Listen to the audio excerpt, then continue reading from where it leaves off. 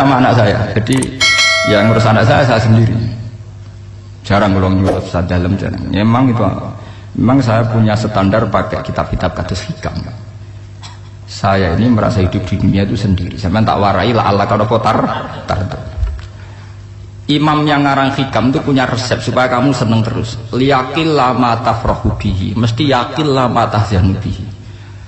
Usahakan sedikit sekali apa yang bikin kamu seneng, maka akan sedikit sekali yang bikin kamu susah. Jadi misalnya kulo nih, jadi kiai misalnya cari wong ya kulo kiai wong alim. Jelas nak ngalime ngalim, nak kiai rapati ya, nak ngalime jelas. Tapi nak kiai rapati ya, kan kiai tapi ra ngalim. Nah kulo nak darani wong alim malah muni ya jelas ya. Nak kiai rapati ya, kulo rapati nurut tapi aturan masyarakat rapati napa? Nah sampean kiai tapi ora napa? Ngalim. Ya betul. Ndak ini memang bedanya jauh. Ya mungkin lebih kiai sampean di mana? Cara derdek-derdek donga meyakinkan sampean. Tapi cara artine donga piye paham kulo. Lha boten iki nyata, sampeyan rasa tersinggung napa barang-barang napa? Nyata. Nah, kalau sering ditakoki kiai-kiai masalah resepnya apa jenis? Kok jenengan ra tau susah, padahal kita ra tau wiridan, ra tau muhayyisib. Resepnya ilmu itu gini kata hikam. Ulama yang kayak hikam itu pernah ngarang kitab tuh saking syukurnya entah saking angkuhnya terserah ngomentari. Kamu harus yakin bahwa di sisa hidup Anda itu tidak akan maksiat lagi. Sehingga kalau kamu ditakdir maksiat, anggap saja akhiru maksiatin kudirat alika. Anggap itu yang terakhir. Siapa yang menganggap mohal bahwa dia tidak akan dosa sampai mati, berarti menganggap Tuhan itu lemah. Karena cara berpikir kita kan bayangkan hidup itu 40 tahun lagi. Misalnya saya sekarang umur 40, bayangkan umur kadang 4 tahun meneh. Sampean misalnya umur selawe, bayangkan selawe tahun meneh. Sehingga nganggap dalam durasi ini selawe tahun kok orang maksiat kan mohal. Apalagi sampai sudah tahu maksiat itu bakatem, paham? Ya maksiat di kelas-kelasan, nak BG pacaran. Nak wong iso omah ya nakal, nak sing setengah soleh ya berbau proposal ya sesuai kontaknya dhewe-dhewe. Itu kan urusan masing-masing. Ya itu kan urusan masing. Wonge wakisabu ala wong, ngono ora ana sing romo wakisabu. Ala. Rombongan wali songo, mbok kangen wali songo, mbok golek selisih wawahu napa? Alam. Sing roh pangeran tiap. Mbok kangen wali, mbok golek selisih margin. Niku semoga wawahu napa? Alam. Ya itu kan urusan jenengan mbek pangeran, mboten urusan kula. Tapi tetap saya sebagai ulama mengingatkan, niat itu ditoto. Begini, ulama dulu tuh ngitung hidup itu hanya 2 menit 2 detik. Sehingga dia ya gampang saja. Kayak imam, kayak kanjeng Nabi itu, ya Rasulullah kenapa tidak menyediakan makan untuk besok? Loh, saya itu tidak yakin kalau hidup saya sampai besok. Ya sudah begitu cara, ya sudah tenang saja. Kalau sampean kan bayangkan hidup 4 tahun lagi, 5 tahun lagi, sehingga arah mangan di wedi tenang. Padahal bolak-balik zaman cilik arah mangan, tetap wedi. Jadi cara berpikir Nabi itu begitu. Begitu juga cara pikir sahabat, cara pikir ulama-ulama yang waras itu begitu. Loh, saya itu pernah melarat di Jogja zaman pertama merantau itu. Kalau santai saya bilang, Gus kok tidak punya beras nih, tapi apa yakin nak sesuk urip palu. Kue butuh mangan sesuk, anak sesuk ijek napa? Cara berpikir ulama itu begitu. Sehingga melihat maksiat juga gitu. Alhamdulillah aku ijek urip 1 detik, 2 detik, 2 menit. Sehingga hidup. Dan itu sudah cukup untuk lafadzkan la ilaha illallah. Makanya kata yang ngarang hikam, betapa murahnya Allah. Surga itu hanya bisa dibeli dengan 2 menit. Karena surga itu senilai la ilaha illallah. Miftahul jannah la ilaha illallah. Itu cukup 1 menit. Berarti surga itu regane mau 1 menit.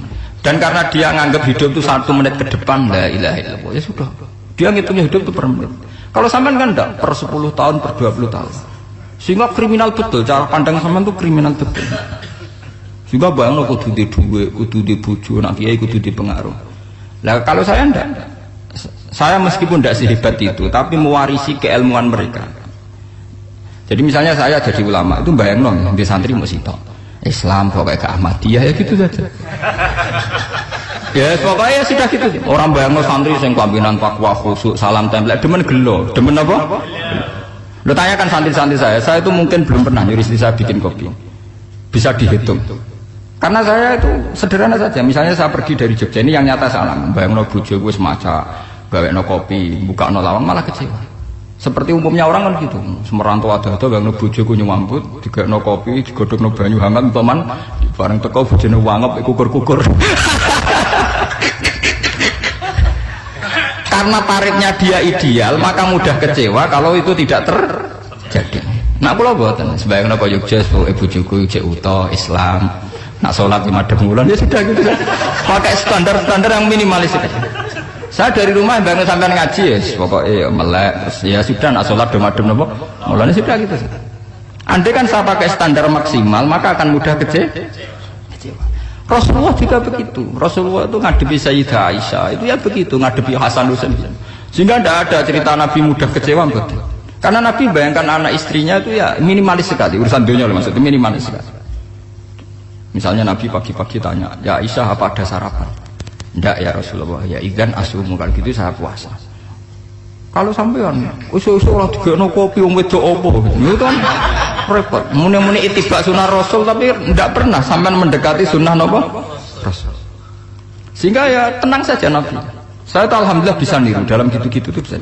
Makanya ini kiai muda paling jauh. Banyak kiai-kiai yang sepuh itu kalau urusan gitu konsultasi masa. Gus resep apa kae. Ini kula resep ira karep apa. Juga saya tidak pernah bayangkan apa tanggaku seneng aku atau ora sing ngaji aku kecewa, tidak pernah bayangkan. Sampean itu kan makhluk, tidak penting. Kecewa tidak kecewa itu tidak penting. Saya itu orang alim, ngerti ini warido kamat lubi, ora waridokum. Yang tak goleki ridane pangeran, ridane sing ngaji, ridane konsumen. Itu apa? Makhluk tidak penting. Itu harus dilatih. Harus apa? Sehingga orang itu kalau biasa sholat, maksudnya biasa ta'alluq bi Allah, mesti la'alla katardo, mesti gampang puas. Karena dia iktifak ngalap cukup bi Allah Subhanahu wa ta'ala. Saya sebagai manusia juga sering ditangisi istri, misalnya saya sering ke Jogja sendirian. Nah ninggalan apa? Ninggalan ibu milih pangeran. Misalnya mati ninggalan ya paling aku mau ngapes nih suara. Paling uang nangis gue kegiatan, tak kayak gue. Bukan apa-apa. Ingin saya bahwa konstitusi ulama itu masih iktimat Allah. Kalau kita kan enggak. Cara berpikir kita ngaji itu ideal sing ono podium, sing ngaji kelaminan takwa kabeh, ketunan kaji kabeh, ndiluk kabeh. Kita kan pakai standar-standar yang dengan asumsi kita. Padahal Nabi dulu zaman sugeng al iman hahuna wa yusiru ila qalbihi sadrihi salah satu iman itu urusan hati. Komitmen sampean bi Allah Subhanahu wa taala. Nah ini resepnya. Makanya kata hikam liyaqillah ma tafrahu bihi, mesti yakinlah ma tahzanu bihi. Sedikitlah kamu gembira dengan satu hal, nanti akan sedikit kamu yang kecewa. Artinya misalnya kados kula sebagai ulama seneng kula nu kok ijek iman, ya kayak wong awam. Ya sudah gitu. Jadi misalnya suatu saat kula jatuh, yang ngaji saya gak semeneng dadi kupeding. Wong sing seneng kula bubar kabeh. Kula ora susah, miskola darah bener. Gus saiki jenengan ora sing seneng. Ya tenang saja. Sing ora seneng ya makhluk-makhluk ora jelas. Dan status mereka tetap la yadurru wa la yang ini harus dilatih. Sehingga Nabi itu ya meskipun beliau itu perang, sahabatnya meninggal ya tenang saja. Nabi cara berpikir yang meninggal mereka mati syahid, yang masih hidup dianggap berpotensi melakukan kebaikan. Sama tak warai resep-resep dari Rasulullah SAW. Saya ini sebetulnya memaksa, menjelaskan ini maksa karena saya inginnya jadi ulama yang kayak umumnya orang. Tidak ideal amat. Tapi kan saya ditekdir ilmunya itu ideal. Jadi terpaksa saya jelaskan. Tapi kalau perilaku saya tidak akan ideal. Soalnya ngawur. Saatnya mari kufuri pengiran nganggur balik cerita. Ada seorang wali karena dia wali itu doa di multazam, ya Allah saya ini minta satu hal. Karena dia wali maka tidak minta uang, tidak minta jabatan, minta engkau takdir saya tidak pernah maksiat. Itu kan bagus sekali. Minta doa ditakdir gak maksiat kan ada. Dari pengiran malah jawab. Fa'ena ada ghufran. Karena tahu maksiat malah sifat ghafurku tak ada kok endi. Gamane pangeran kan sifat ghafurku rak nganggur. Malahnya tidak ada orang selain Nabi kecuali ditakdir tahu maksiat. Dan sifat ghafure pangeran efektif. Paham ya? Lah sampean kan ghafure mbok nggo kabeh. Dadi karek Sajidul Iqab. Karena maksiate sampean wis sering. Jadi sifat ghafure wis berlaku aktif. Saya karek nunggu sifat Sajidul Iqab. Paham ya? Itu beda dengan wali-wali. Sifat Sajidul Iqab mau aktif mereka tidak punya dosa. Malah pangeran bingung gak kok sifat ghafure. apik tak dakoki ghafur ora tau dosa. Didakoki Sajidul kok gak tau maksiat. Dadi pangeran malah sing bingung. Nek kowe ora tau maksiat ghafur kok tak dakoki. Kok ora tau maksiat wong iku ora tau apa? Didakoki Sajidul kok gak mungkin ora tau maksiat. Lah pangeran apik dakok ghafur kan syaratnya dosa sik. Sampeyan kan walian. Ghafure wis dientekno. Keseringan kepake, paham ya? Karek nopo? Karek Sajidul ikom. Ya itu memang standar Tuhan. Semua Quran itu kalau nyeritakan gitu. Nabi ibadi anni anal ghafurur rahim. Kaulaku ceritani aku ghafurur rahim. Tapi yo ceritani wa anna adzabi wal adzabul alim. Jadi nabi ibadi anni anal ghafurur rahim wa anna adzabi wal adzabul alim. Kalau Nabi Ibrahim, Nabi Muhammad inna rabbaka lasariul iqab. Pangeran cepat nyiksane. Tapi wa innahu laghafurur. Jadi dua sifat ini pasti aktif. Dan tentu ulama itu senang sifat ghafur itu ya meskipun aktif, tapi mereka tidak pernah ngambil fasilitas sifat apa? Ghafur. Kula baleni malih. Sehingga kayak Sayyidina Umar radhiyallahu anhu ketika beliau pertama jadi khalifah, ini cerita di kitab Hayati Sahabat. Pertama dia jadi khalifah, orang mengira dia akan ngomong hal-hal yang besar, visi besar tentang negara, visi besar tentang izzatil Islam wal muslim. Tapi ketika Umar pertama pidato begini, ayuhal muslimun ayuhan nas, ana, dari kata Sayyidina Umar, ana hulamun min bani Makhzum, akulu min kholati. Saya ini pemuda dari Bani Makhzum. Kecil saya bisa makan karena bulik-bulik saya punya kebun kurma yang kalau saya memanen diopahi beberapa biji dan itu menjadi kuti wahayati, menjadi saya bisa hidup. Terus wassalamualaikum warahmatullahi wabarakatuh. Orang itu penasaran semua. Orang jadi khalifah pertama dibendem jadi Amirul Mukminin, pidatonya ngenang masa kecilnya ra kelar mangan, kelare mangan mergo buruh bulike, paham ya? Ngondoh kurma terus dikai tamarotin, beberapa kurma sing dadekno iso. Dan itu saya pakai sampai ketemu Allah Subhanahu wa taala, saya pakai. Misalnya sekarang saya mulya, misalnya kalau dibilang mulya ya ana sing nyucup, ana sing husnudzon, ana sing hormat, macam-macam sawangane. Itu bodoh sekali kalau saya menikmati itu, bodoh sekali. Paling banter nikmati dicucup, dihormati itu apa? Tapi kalau nikmatnya bisa makan saat itu tuh nyawa. SBY jadi presiden prestasi, Gus Dur jadi presiden prestasi, tapi umpama presiden tetap mangan. Prestasi tertinggi adalah bisa makan selisat dirumki gojogonyo. Makanya Umar mengingatkan, sebetulnya nikmat tertinggi saya itu tidak saat saya jadi khalifah, saat itu kok aku iso mangan, cara gak aku mati. Paham ya? Jadi itu luar biasa. Kita ini kan menjadi angkuh karena ngitung nikmat itu yang besar-besar, punya prestasi, punya. Kalau saya enggak ngitung nikmat itu kelar mangan gak mati, kan gampang. Sehingga saya tidak mudah kecewa karena tarifnya minimalis, gak gampang apa? Jadi misalnya kalau kapan-kapan kok berhubung, Gus ini Tuhan rasanya jenengan ngeten-ngeten, oh makhluk itu ya gak apa-apa. Kalau disetatuskan kiai kan seakan-akan ngomongnya sakral, seakan-akan mandi. Tapi nak tak status, oh makhluk itu ngomong-ngomong ya sudah kan, menjadi ringan kan kalau distatuskan sebagai apa? Makhluk. Tentu makhluk statusnya la yadurru wala yanfa. Nah di sini ini pentingnya orang-orang ahli tauhid tentu tidak punya kesusahan. Innalladzina qalu rabbuna Allah tsummas taqamu. Itu mesti tidak ada kesusahan sama sekali. Misalnya ulama-ulama dulu mau mati ya tenang saja. Mati kedua itu mati paling menantang, menyenangkan sekali. Karena mati yang seru itu mati zaman Al-Adam. Misalnya saya kelahiran tahun 70. Tahun 40-50 kan belum ada saya. Itu mati yang sejati karena Al-Adam. Kenapa? Al-Adam tidak ada. Mati yang nanti itu mati yang petualangan karena saya mati setelah menyaksikan kekuasaan Allah, setelah husnudzon sama Allah, sehingga mati yang menuruti kerinduan akan ketemu sang kekasih.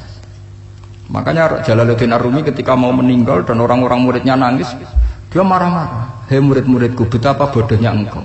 Saat kayak ini yang saya tunggu, saya sudah menyesal berpisah dengan Allah dan cinta. Seneng. Aku kecewa waktu makhluk-makhluk kaya kowe. Saiki wis wae aku goleki kholik zat sing tak senengi malah mbok tangi. Cek bodone kowe. Saat-saat sing tak enteni malah mbok tangi. Betapa aku lamanya menunggu kematian ini. Mergo hidup itu keterpisahanku mbek Allah, kemen ketemu kowe jare. Mulane Jalaluddin Rumilah yang mengistilahkan mati itu malam pengantin. Makanya fal'an awanul firaq minkum wa awanul wisol bihabibi.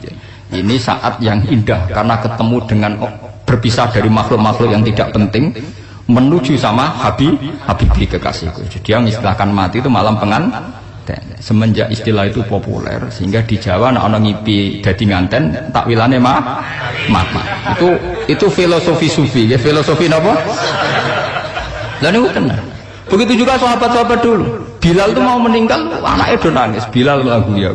Ditanya sama anaknya, kenapa anak-anak kamu nangis? Dan jenengan badhe kapundhut.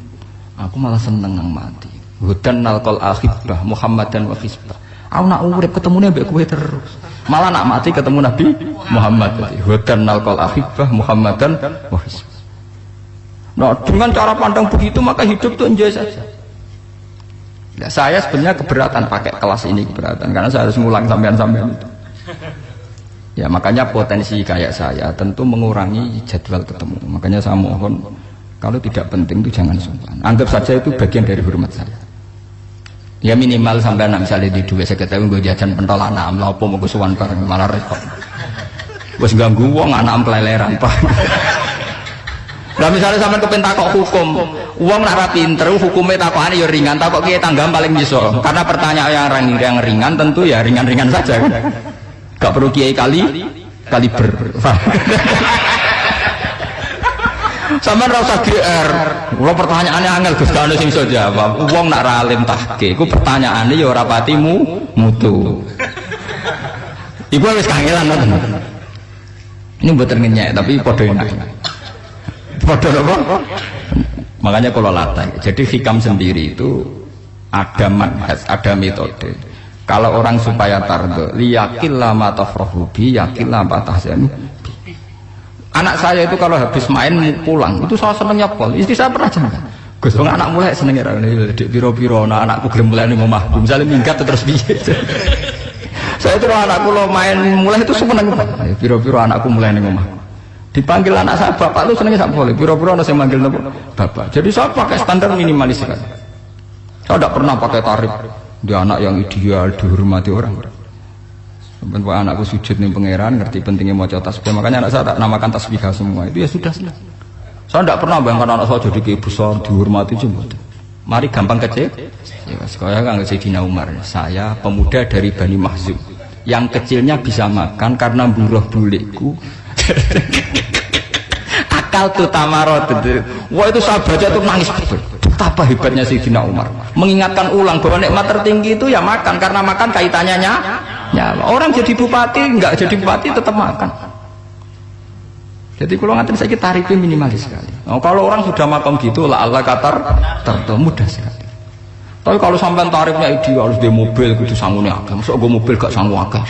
Barang wis sangu akeh kudu gue penderek. Mosok kere lunga wong sugih kok lunga tanpa penderek. Barang pendereke maju. Mosok ora kena dikeloni ya malah repot. Akhir gue wong ayu. Anak selingkuh dijar-jari sing wedok malah perkara meneh.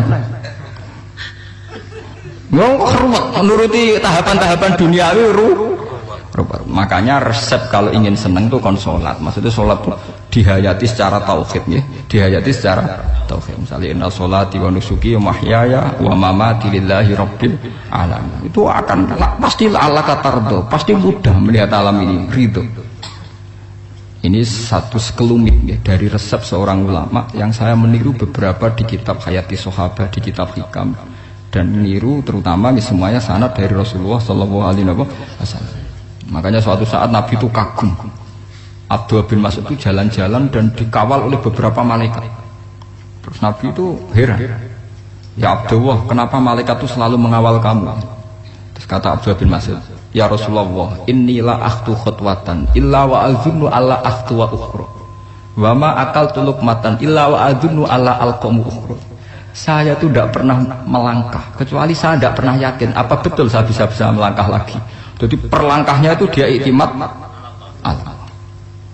Dan saya tidak pernah mengunyah satu kunyahan kecuali saya tidak yakin apa betul saya bisa mengunyah lagi. Sehingga setiap kunyahannya tetap semuanya bernada Bismillah. Semua itu atas nama pertolongan Allah. Terus kata Rasulullah, orang kayak kamu itu andaikan saya ada nabi terakhir itu jadi nabi. Jadi kemana? Makanya dulu Nabi itu sering ngendikan, adekan orang-orang kayak gitu itu ada nubuah, tentu mereka punya derajat napa? Nubuah.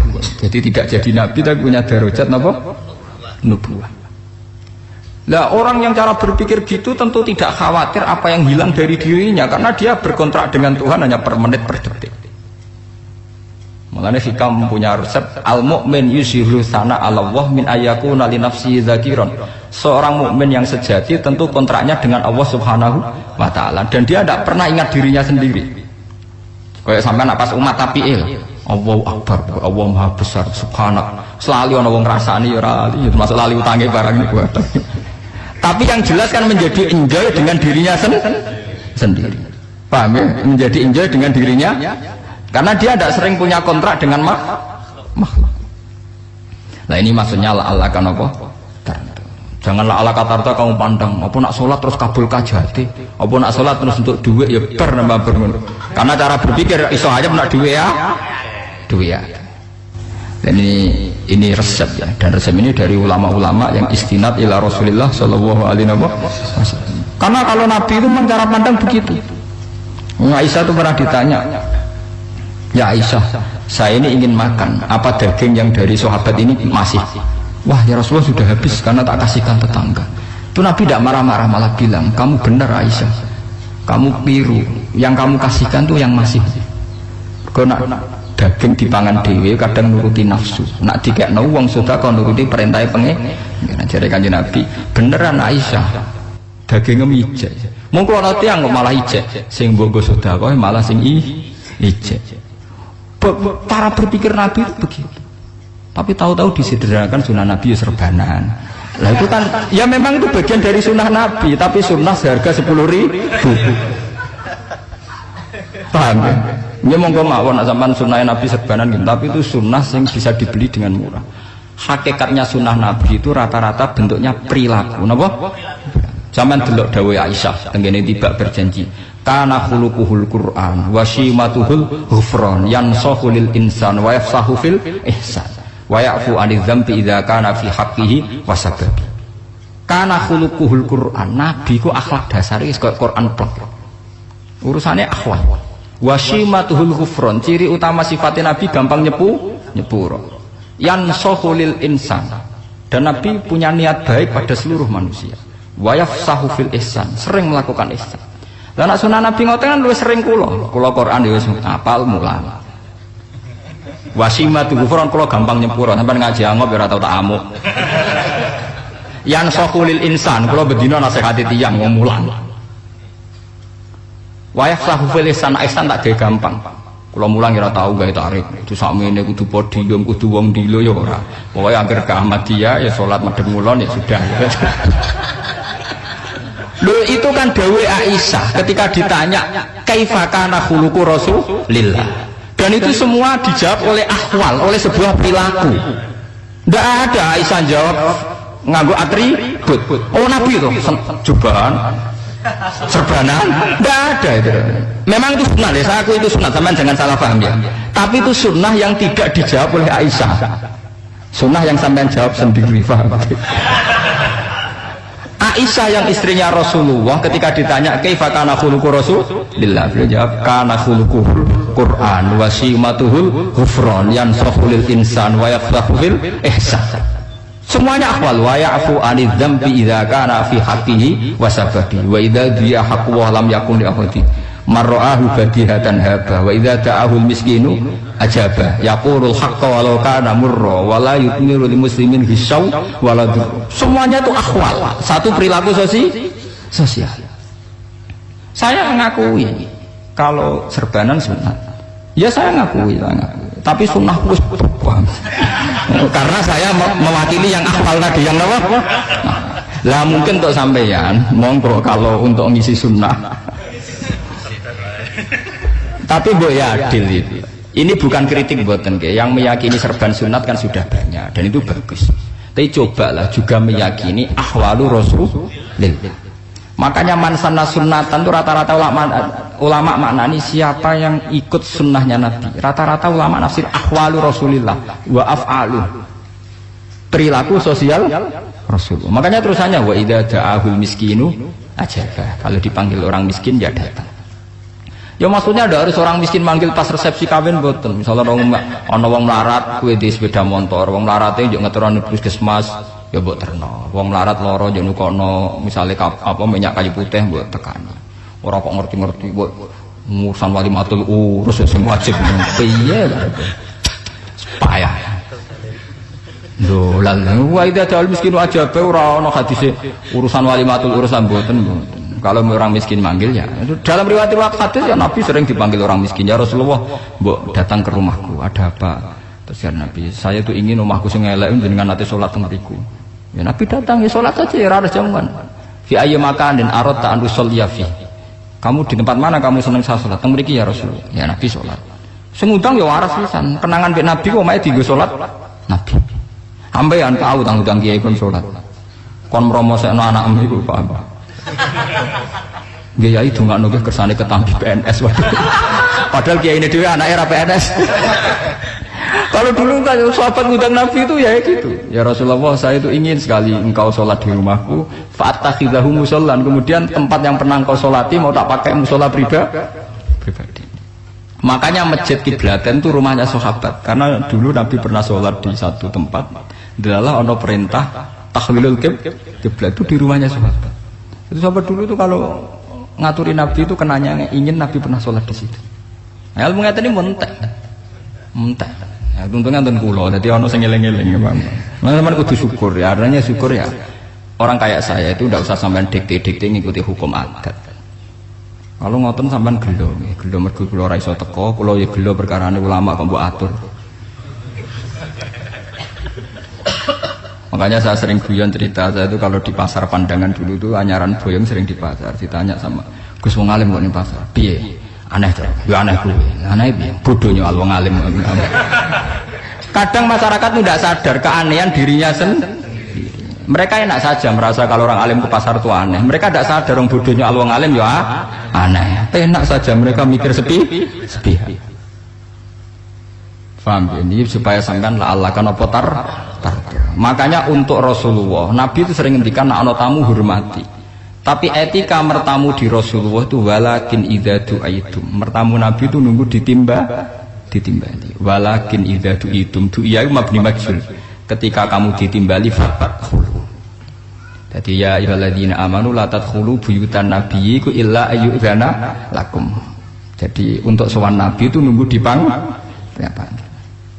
Meskipun sahabat tuh rindu Nabi, tidak berani sowan ke dalamnya Nabi. Kalau ingin ketemu Nabi di barno pas sholat jamaah, karena Nabi pasti keluar di masjid. Andai kan Nabi nerima tamu di rumah, ya ora sida dadi Nabi. Amen nampa tamu. Makanya la tadkhulu buyutan nabiyyi ku illa ayyudzana lakum, kecuali kamu dapat izin. Nunggu dipanggil. Wa idza du'itum kali dipanggil lagi fadkhulu. Ya sudah begitu. Tapi sekarang itu ya sudah begini. Ini kulo cerita ilmiah saja. Saya tidak punya kepentingan apa-apa. Ya kepentingan kulo ben ra mbok tamoni jujur mawon.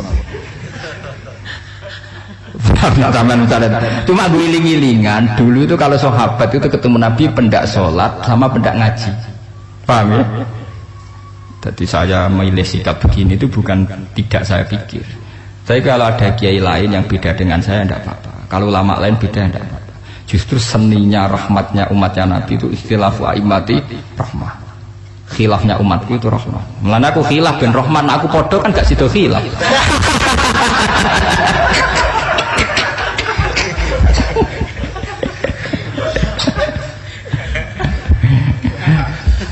Dasar duwe buat khilaf. Jadi sebetulnya jelas ya ayyuhalladzina amanu la tadkhulu buyutan nabi la yudana lakum la ta'amin ghairu nazirina inna walakin idza tu'itum. Kalau kamu nah, padahal setelah tidak ada nabi tentu yang mewarisi nabi adalah ulama. Ya minimal itu ya ulama itu pokoknya kula kenangan panjenengan yang ngaji misalnya. Kenal Gus Bah ya kenal nabi pas ngaji ya sudah gitu. Sahabat kenangannya sama nabi ya gitu. Nabi roh jenengem ora cuma aku betina jamaah ben Nabi. Ya sudah gitu kenangannya. Yang kenal Nabi ya sahabat papan-papan atas ya. Makanya sahabat itu ribuan tapi pancet sing muncul ning hadis Abu Bakar, Umar, Utsman, Ali. Karena yang lain memang nggak kenal, hanya ikut sholat, ikut ngaji. Jadi ya tidak ada, memang nggak tahu muncul nih apa hadis. Muncul jamun minas sahabat. Munculnya rombongan. Ya karena mereka kenalnya Nabi ya benda sholat, benda apa? Ngaji. Paham gitu. Terus niki kula sukani resep liyaqil lama tafrahu bihi, mesti yaqil lama tahzanu bihi, supaya sedikit sekali yang bikin kamu senang, maka akan sedikit sekali yang bikin kamu jadi misalnya kita bayangno bojo ngoten. Bojoku alhamdulillah ta Islam nak salat madhepmu. Jadi misalnya roh cerewete, roh judese, roh kukur-kukure mbek angop tenang. Tenang.